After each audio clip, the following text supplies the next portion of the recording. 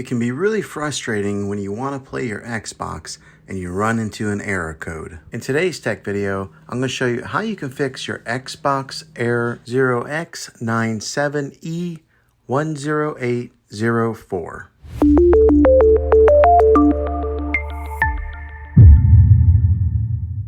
I'm going to show you a few different things to try to help you get your Xbox back up and running again. The first method is the easiest one to try, and that's to do a soft reset. This is where you turn off your Xbox and you turn it back on. The second method is what we call a hard reset. You turn off your Xbox, then you unplug the Xbox from the wall outlet and you wait 60 seconds. Now don't be impatient here. Wait the whole 60 seconds and then plug it back in. If your Xbox is working, great. If not, let's move on to the next method. Find your router or your modem that is giving you Wi-Fi and unplug that for 60 seconds. Then plug it back in. You might have to wait a few minutes for it to connect and get back online, but when it does, check your Xbox then. If that doesn't work, then let's move on to the last method. We are going to do a factory reset of your Xbox, which means that you'll have to log back in with all of your credentials, but it will be an important troubleshooting method. First, press the Xbox button X on your controller to open the guide. Then select Profile and System, then go to Settings, then go to System, then Console Info. You're going to select Reset Console. Now on the Reset Your Console screen, you'll see three different options. One will say Reset and Remove Everything. The second will say Reset and Keep My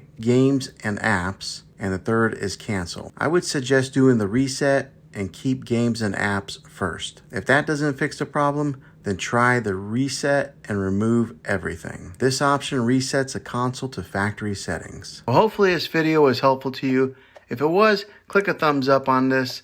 Go ahead and subscribe to my channel. I make tech videos all the time, and I would love to have you back in the next one. Take care.